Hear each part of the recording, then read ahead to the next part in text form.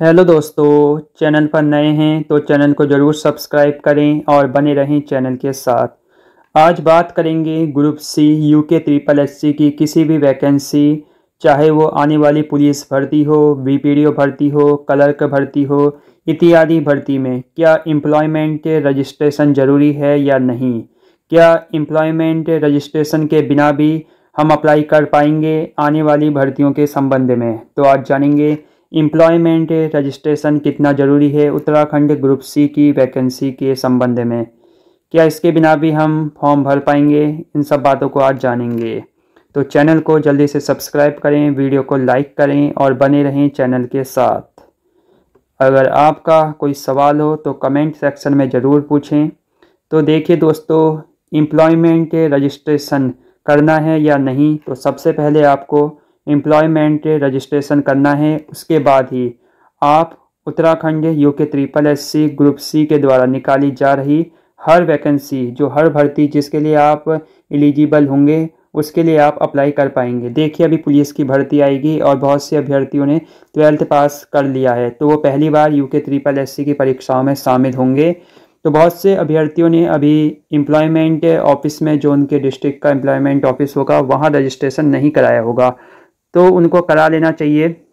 उनके पास अभी एक अच्छा समय है, पहले से ही उनको अपने सारे डॉक्यूमेंट तैयार रखने चाहिए, क्योंकि फिर बाद में जल्दबाजी होती है। वैसे ज़्यादा समय नहीं लगता है एम्प्लॉयमेंट ऑफिस में रजिस्ट्रेशन कराने में।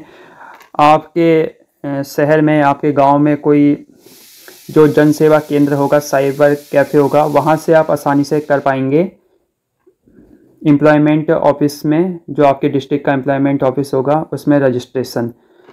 10-15 दिन में आपका रजिस्ट्रेशन बहुत आसानी से हो जाता है। जो उसका सर्टिफिकेट होता है वो आपके पास पहुंच जाता है। आजकल सारी प्रोसेस ऑनलाइन है, तो ज़्यादा टेंशन लेने की ज़रूरत नहीं है इधर उधर भटकने की। सीधे सेवा योजन कार्यालय जाने की ज़रूरत नहीं है। अपने क्षेत्र के जन सेवा केंद्र में जाइए, साइबर कैफ़े में जाइए और वहाँ उनसे कहिए कि हमारा एम्प्लॉयमेंट ऑफिस में रजिस्ट्रेशन करवा दीजिए, तो वो आपका करवा देंगे आसानी से। बाकी देखिए दोस्तों, अभ्यर्थियों का उत्तराखंड राज्य में स्थित किसी सेवा योजन कार्यालय में आवेदन पत्र प्राप्ति की अंतिम तिथि तक पंजीकरण हुआ हो, यानी फॉर्म भरने की जो अंतिम डेट होती है तब तक आपके पास होना चाहिए एम्प्लॉयमेंट ऑफिस में आपका रजिस्ट्रेशन। उसके बाद ही आप अप्लाई कर पाएंगे किसी ग्रुप सी की वैकेंसी के लिए। तो लास्ट डेट जो होती है किसी भी फॉर्म की, तब तक आपके पास हो जाना चाहिए रजिस्ट्रेशन। उसके बाद है अभ्यर्थी उत्तराखंड राज्य का स्थायी निवास प्रमाण पत्र धारक हो। तो ये सबसे इम्पोर्टेंट है, आपके पास स्थायी निवास प्रमाण पत्र होना चाहिए उत्तराखंड ग्रुप सी की किसी भी वैकेंसी के लिए अप्लाई करने के लिए।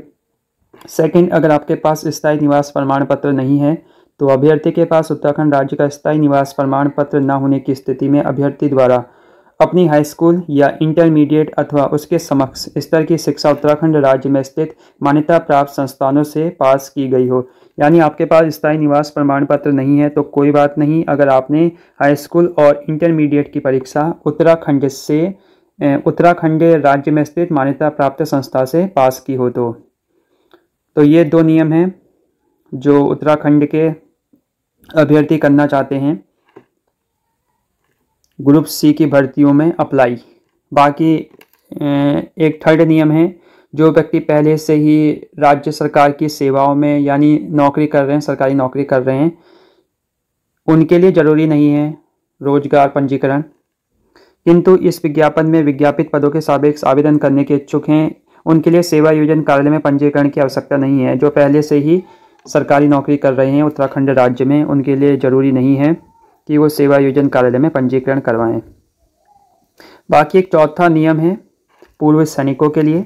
जिन पूर्व सैनिकों द्वारा उत्तराखंड राज्य में किसी जिला सैनिक कल्याण एवं पुनर्वास कार्यालय में पंजीकरण कराया गया हो, उनको पुनः सेवा योजन कार्यालय में पंजीकरण कराने की आवश्यकता नहीं होगी। जिला सैनिक कल्याण एवं पुनर्वास कार्यालय द्वारा संबंधित पूर्व सैनिकों को निर्गत पंजीकरण संबंधी प्रमाण पत्र को सेवा योजन कार्यालय में पंजीकरण के समतुल्य माना जाएगा। तो पूर्व सैनिकों को भी यहाँ कोई ज़रूरत नहीं है रोजगार कार्यालय, सेवा योजन कार्यालय में पंजीकरण करवाने की, क्योंकि अगर उन्होंने जिला सैनिक कल्याण एवं पुनर्वास कार्यालय में पंजीकरण करवाया है तो ये सेवा योजन कार्यालय में पंजीकरण कराने के समतुल्य माना जाएगा।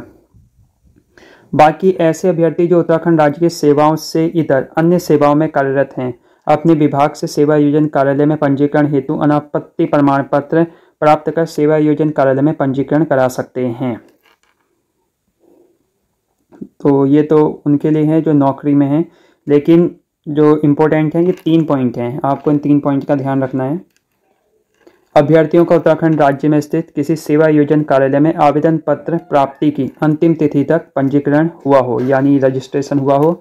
उसके बाद आपके पास स्थायी निवास प्रमाण पत्र होना चाहिए, तभी आप अप्लाई कर पाएंगे उत्तराखंड ग्रुप सी की भर्ती के लिए। अगर आपके पास स्थायी निवास प्रमाण पत्र ना हो तो कोई बात नहीं, आपने हाई स्कूल या इंटरमीडिएट की परीक्षा उत्तराखंड राज्य में स्थित किसी मान्यता प्राप्त संस्था से पास की हो तो आप अप्लाई कर पाएंगे उत्तराखंड ग्रुप सी की भर्तियों के संबंध में। तो ये ज़रूरी है, जो आने वाली पुलिस की भर्ती है, अन्य जो भर्तियां हैं जिसमें अभी नए अभ्यर्थी शामिल होंगे, 12th पास अभ्यर्थी जो पहली बार शामिल होंगे, तो उनको तो सबसे पहले सेवा योजन कार्यालय में पंजीकरण करवाना है, ज़रूरी है। उसके बाद स्थायी निवास प्रमाण पत्र तो होगा ही उनके पास, अगर नहीं है तो इसकी कोई टेंशन नहीं है। अगर आपने 10th और 12th उत्तराखंड में स्थित मान्यता प्राप्त संस्था से पास किया है तो ये थी छोटी सी अपडेट। जो भी आपका प्रश्न हो वो पूछ सकते हैं कमेंट में। बाकी बने रहें चैनल के साथ। नमस्कार।